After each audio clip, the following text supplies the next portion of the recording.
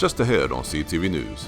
County Council takes action to help federal workers impacted by layoffs and the federal shutdown. I'm Byron Scott. We'll have that story coming up. Plus, over the weekend, 2 young men were killed in Greenbelt. Coming up, I'll share with you how neighbors and police are responding. and county law enforcement is teaming up to combat domestic violence. Those stories and more on CTV News, starting now.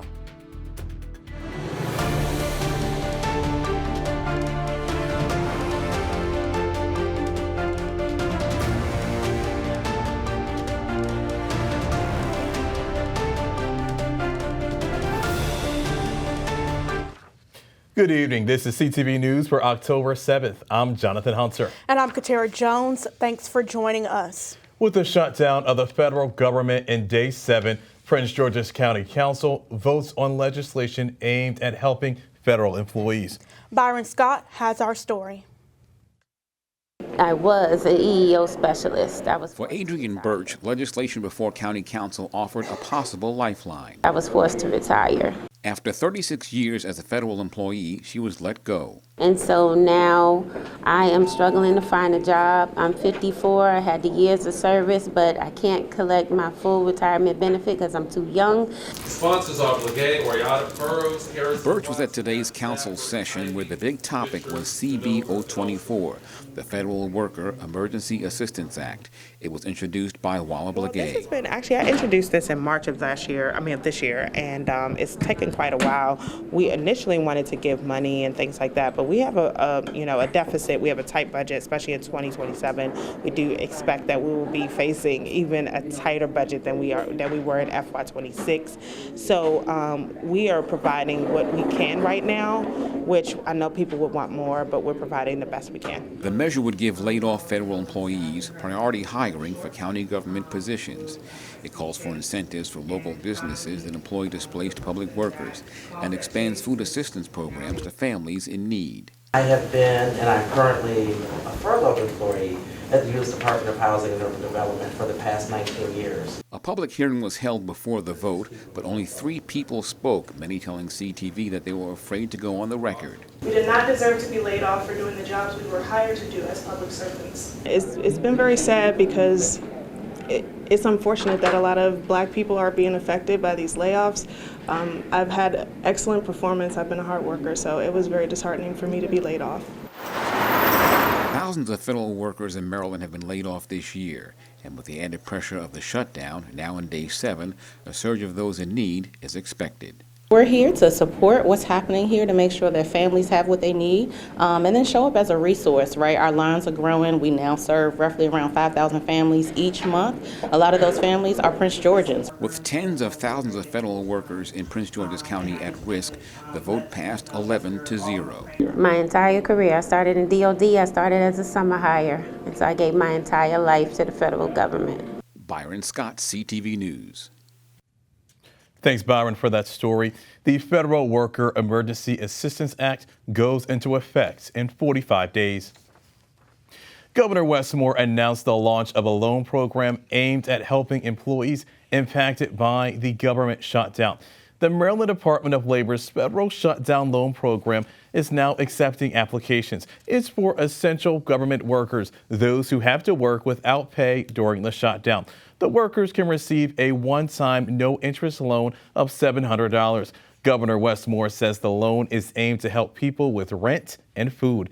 The loan has to be repaid 45 days after the shutdown ends. When federal workers are furloughed, scammers don't take a break. That's why Montgomery County's Office of Consumer Protection is sounding the alarm. The office is urging people to watch out for too good to be true loans with hidden fees or work from home offers that ask for your bank or identity info up front. Before you respond, take a moment and verify who's asking. Don't hand over financial details unless you initiated contact. If paying bills is hard right now, reach out to your creditors or utility companies. Many offer payment plans or delayed options. To stay safe and get help, rely on trusted resources. Well, a pair of deadly shootings that killed 2 young men in Greenbelt neighborhood took place over the weekend. CTV's Anaya Falcon is in Greenbelt to share how neighbors and law enforcement are responding. Over the weekend, 2 young men were killed within 24 hours of each other in this neighborhood behind me. The shootings happened in broad daylight, and police say they were targeted. It was a 14-year-old boy and a 25-year-old man, and now neighbors say they are frustrated and scared. I was just like, wow, it's always, you never know when or where, but I didn't think it would just be that close. To find out it was that close, it's just heartbreaking. 49-year-old Teresa Bryant has lived in this Greenbelt neighborhood for almost 2 years. She said she moved here to get away from crime. Over the years, in the places that I've lived, there's been activity, deaths, fights, being desensitized. But these incidents seem to hit home as her son is 25 years old, the same age as one of the victims in this past weekend's deadly shootings. I am a mom. That's why my heart goes out to the families. Lives have been affected all the way around the board, and I hope they get justice. The deadly incident involving the 14-year-old boy happened on Sunday in a drive-by shooting. Police say a vehicle of interest was spotted near Breezewood Court in Cherrywood Terrace just before 2 p.m. The victim was found with gunshot wounds and rushed to the hospital, but did not survive. As a parent, I think that we all need to, get together and see how we can do something. A day earlier, a 25-year-old victim was shot and killed less than a mile away from the other shooting site on the 6200 block of Spring Hill Court in an apartment complex parking lot. The Greenbelt police chief says they are increasing patrols in Greenbelt City and in the neighborhoods where the shootings happened. Police are also asking witnesses to come forward. One of the things that we've heard from some of the young people that we've interviewed is that they don't want to talk because they don't want to be considered a snitch. Well, it's not being a snitch, it's called doing the right thing. And without that information, something else like this could happen again. He says another way to prevent these types of tragedies is by positively impacting kids while they are growing up. Bryant says she agrees.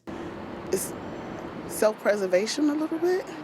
They're just it's us and the economy, stuff is hard, or little small beefs. And we also need to honestly get with the mental health. And Greenbelt police say they don't believe that these cases are connected to each other, but the investigation is still ongoing. And they say they don't know what the motive is for either of these cases. If you have any information about the car involved or any of these cases, you are asked to contact police. In Greenbelt, I'm Anaya Falcon, CTV News. Thanks, Anaya. The vehicle of interest is a silver Infiniti without front license plates. We'll keep you updated as information becomes available during the investigation. And October marks Domestic Violence Awareness Month, and County Executive Aisha Brayboy, along with the county's law enforcement agencies, are working to improve how they respond to domestic violence calls in the county. I was at the press conference in Upper Marlboro where county leaders signed a new memorandum of understanding. Going back into this agreement and actually the sheriff's office running calls in the central part of the county means a lot. The Prince George's County Office of the Sheriff and the Prince George's Police Department re-enter into a memorandum of understanding today. The new MOU is an agreement between the two agencies on how it responds to domestic violence calls in Police District 3, which includes Landover, Glenarden, Seat Pleasant, and Palmer Park, as well as Police District 8, which includes Capitol Heights, District Heights, Forestville, Suitland, and Westphalia. The reason why we're in that central part is because it is dense as far as population, and then we also look for the number of calls for service. So as we try to expand this out, we're going to be looking to see exactly where do you have high calls for service or high volume for those calls for service, and that's what we would like to actually go to. Data from the Daily Crime Report shows that domestic violence as a whole is down 10%. While domestic violence related to assaults where other than a gun was used is down 23%. But domestic violence incidents characterized as a non-fatal shooting saw a 43% increase. What we have done in Prince George's County was is make it easier for victims to come forward. So I think we're seeing more victims coming forward, and not just intimate partner victims, but also family violence victims. And that oftentimes is driven by mental health, drug addiction, and other issues. As part of the MOU, if someone calls 911 for a domestic violence situation, a dispatcher will send a sheriff deputy to that incident. But if there are no deputies available, county police will take that call. Any type of intimate partner violence, any type of family violence, we would actually respond to those calls. If it is a shooting and it is a shooting and goes out as a shooting, you don't know if it's a domestic or not. You just know if it's a shooting. So therefore, the police department more than likely will be dispatched to that shooting. And then if they were to get to the scene and realize, hey, this is a domestic, they still can utilize us and we'll work hand in hand together.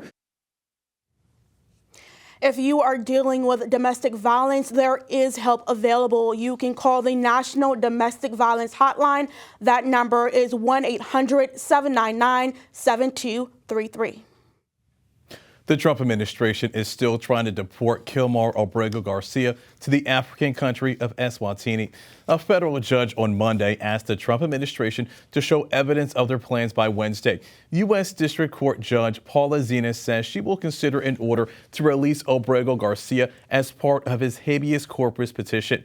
The judge also denied the government's request to delay the proceedings because of the government shutdown. She says she felt duty bound to continue the case given its significance.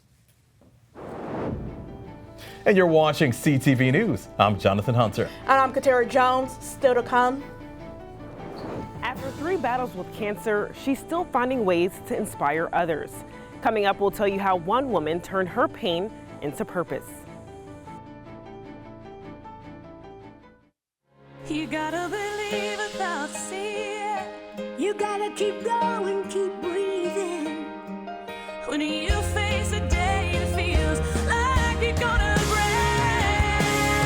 You gotta believe without seeing. You gotta keep going, keep breathing. When you face a day that feels like you're gonna break.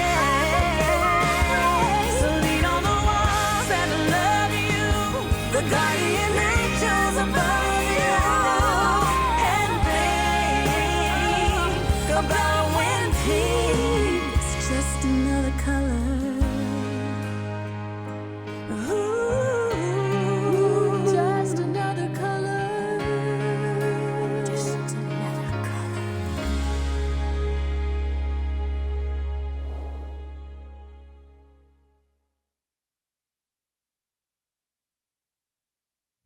A Capitol Heights man has been indicted for a police chase that claimed the life of a 3-year-old. 40-year-old Larry Naylor was indicted for felony negligent manslaughter along with other charges. Back in March, police attempted to pull Naylor over. He initially stopped but then sped away, causing a police chase. He eventually crashed into 4 cars on the 1200 block of Addison Road South. Several people were injured, and 3-year-old Zoe Harrison died as a result of her injuries. Prince George's County State's Attorney Tara Jackson says this should have never happened.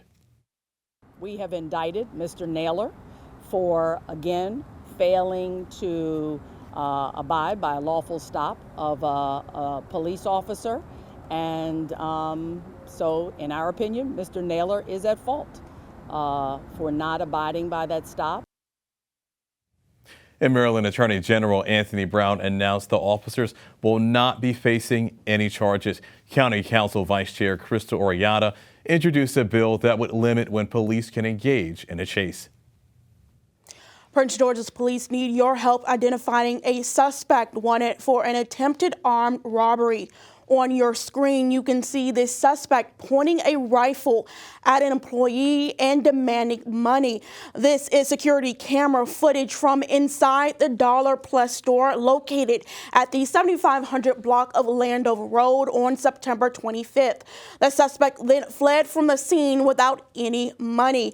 A cash reward is being offered for information to an arrest and indictment in this case. Anyone with information is asked to call 301-516-2830. In Prince George's County, there's a critical need for more primary care physicians. The county is short more than 1,000 doctors. The County Council's Board of Health is discussing what can be done to fix the issue. They met with health officials yesterday to see how they can attract more primary care physicians to come to the county. Deneen Richmond with Luminous Health came to the hearing. She says there should be incentives for primary care physicians to open up practices. Many times when providers are coming out of, finishing their residency and their training, they have expenses. And that makes it more difficult for them to be able to set up an independent practice. So I think that one of the options is really to leverage and create incentives for health systems that can help to partner with the county. And in Prince George's County, one primary care provider serves around 2,010 people. That's 71% higher than the Maryland average. The Maryland Legislative Jewish Caucus is condemning a decision by the University of Maryland Student Government Association to hold a vote on a boycott and divestment resolution against Israel on the eve of Kol Nidre, one of the holiest nights of the Jewish year. The caucus says scheduling the vote during Yom Kippur, when many Jews are fasting and praying, excluded Jewish students from participating. They also say the move threatens the safety and belonging of thousands of Jewish students on campus. According to the Diamondback, SGA leadership supported delaying the vote until after the Jewish holidays, but at least one student spoke in favor of moving forward with it immediately. Well, a woman is turning her pain into purpose after beating cancer twice. Now, she's expressing what she was able to overcome in her latest book. On October 28th, 2023, I was sitting on the side of my bed when the left side of my face went numb. Well, it was in 2017 that was my first diagnosis. And I had previously felt like something was wrong. Desiree Waters battled breast cancer not once, but twice, and is currently battling it for a third time. 5 years in, November, which they call the actual you are cancer-free after 5 years, January of the next year, I was diagnosed with my second bout of breast cancer. Before I could get through that year, I was sitting on the edge of my bed. I was in my radiation treatments, my last few, and the left side of my face went numb. This time around, it was metastatic breast cancer. She put her family's needs before her own, something that is important to her. But she advises others to take care of themselves. In the process, she chose to share her story with others in a collaborative book called When Cancer Knocks at Your Door, Fight, Pray, Slay. I'm right outside of Desiree Waters' home, a place that became her refuge and her writing space. Oftentimes while undergoing treatment, she oftentimes wrote chapters right from her bed. I never joined a call or a meeting with all the other authors. I really didn't meet them until the end, just before we would get ready to publish the book. I wrote at my own pace and gave what I could give when I could give it. And she says it's her faith that continues to get her through. It doesn't have to be the end of your story. In fact, it can be the beginning of a new one. Michaela Newton, CTV News. This Saturday, you can get a free copy of the book at the Cancer Awareness Prayer Breakfast at the Fort Washington Baptist Church. It starts at 9 a.m. Still to come on CTV News, mint, chocolate chip, or butter pecan. If you just got excited like I did, listen up. I got excited as well. A new ice cream shop has opened in the county. We have the scoop right after the break. We are women first, but women with disabilities last. During a military exercise, we crashed and I broke my neck. When I was in the Air Force, an accident changed my life. I couldn't have imagined the injustices I would face. Every day, women like me go to the doctor for annual checkups for conditions like breast cancer.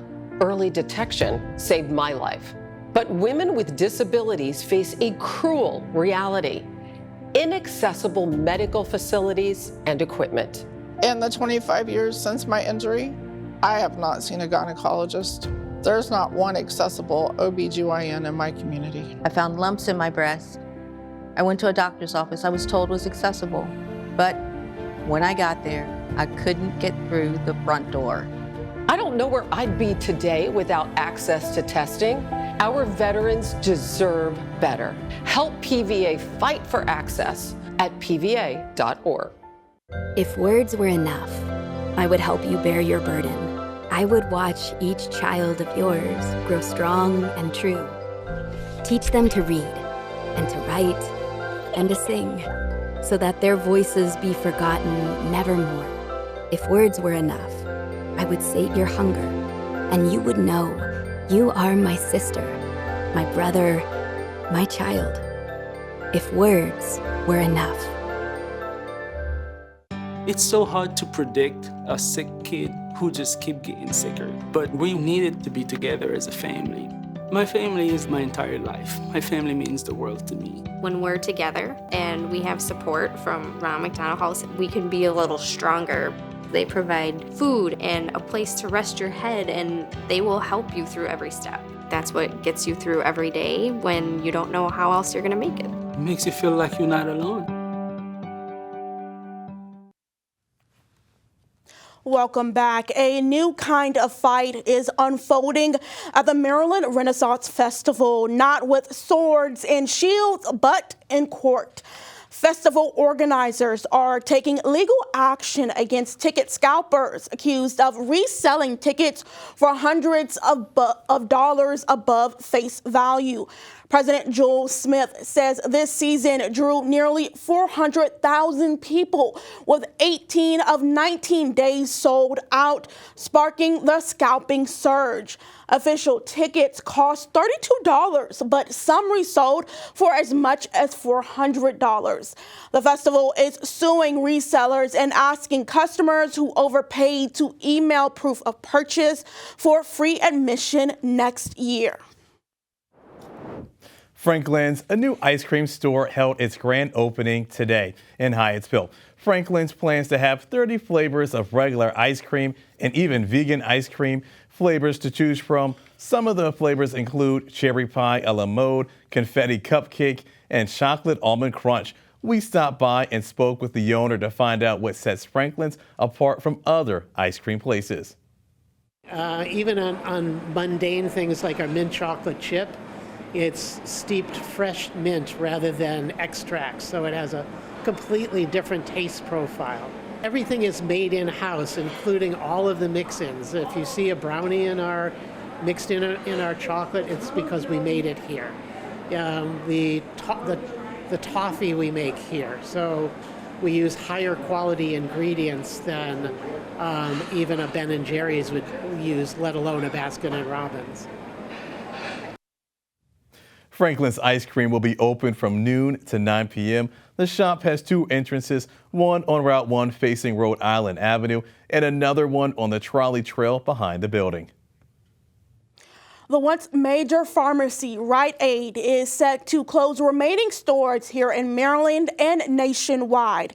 In 2023, the store closed 154 stores after declaring bankruptcy. The company was driven to file for bankruptcy protection after hundreds of lawsuits connecting the chain to its role in the opioid crisis. A statement on the company's website says, quote, "We thank our loyal customers for their many years of support." Rite Aid currently has 23 remaining stores in Maryland. Foster Poultry Farms is recalling nearly 3.8 million pounds of chicken corn dog products. The corn dogs may be contaminated with extraneous material, specifically pieces of wood embedded in the batter.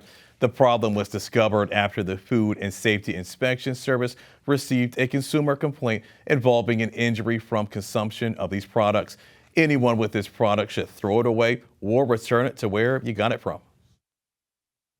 Drivers, listen up. AAA is urging drivers to stay vigilant during the current deer mating season to lower risk of collisions.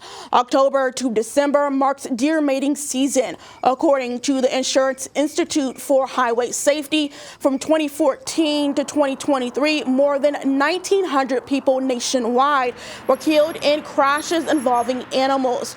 AAA says the average claim in Maryland for an animal strike last year was $6,218. One tip to remember is that deer rarely travel alone, so if you see one, there are likely one more nearby. And don't go away just yet. It's time for that Tuesday Sports Page. That's right, and I hear we have some big news from the Terps. What's going on, Simon?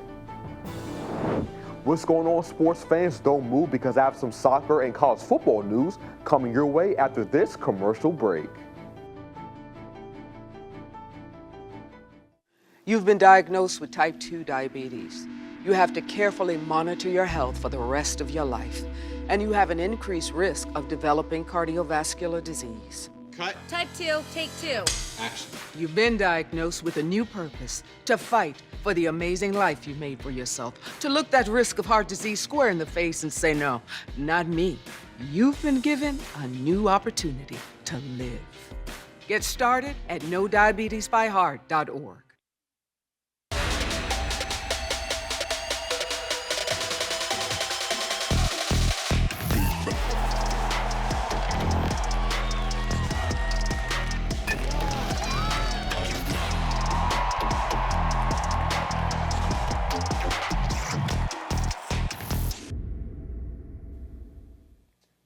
Okay, guys, grab a seat and get hyped, because you know what time it is. Your Tuesday Sports Page is here. Now for our first story, if you didn't know, there's some high school boys soccer action yesterday.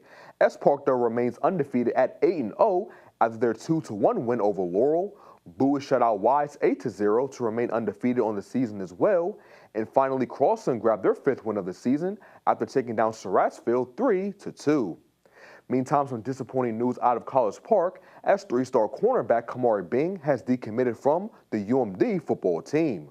The St. Francis Academy product committed to the Terps in August of 2024 before deciding to back out. Since his commitment to the team over a year ago, Bing has received offers from the likes of Alabama, Ohio State, and Florida. After Bing's decision, Maryland's class of 2026 members are now down to only 11. And 3 of those members in Zion Ely, Hakeem Satterwhite, and Damon Hall Jr. all play with Bing at St. Francis.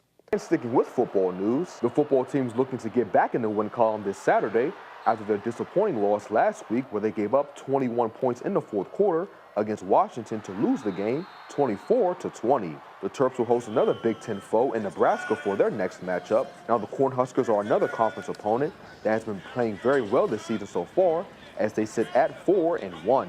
In order to have a shot at walking away from this game 5-1, the Terps' rushing attack has to get going. When we study people, we try to figure out what they do well and what they don't do well. I would say that based on what we are scouting of these guys, he's a good coach. So the things they don't do well, play to run some, we got to do a better job ourselves of running the football. We've got some talented skill on the outside. Our guys have to make the plays that are there to be made, and I expect us to do that. And so this week, I think we're a team that will match up evenly with this Nebraska team. Kickoff is at 3:30, and that wraps up your Tuesday Sports Page. Simon Buggs, CTV Sports. Thanks, Simon. Let's get a look at our 3-day weather forecast. Tonight, expect showers and thunderstorms. Tomorrow, it'll be 70 degrees, but more showers are expected until 2 p.m. Thursday will be sunny with a high of 61. Friday will be mostly sunny with a high of 65 and a low of 50. And for our community calendar this Friday from 5 to 10 p.m., Simply Bowie Magazine will be hosting its 2025 Reader's Choice Awards. The event offers appreciation and recognition awards to business owners and leaders in the community. For more information, contact 301-346-5634. And that wraps up CTV News for now. Thanks for joining us. We'll see you again tomorrow. Have a great night, everyone.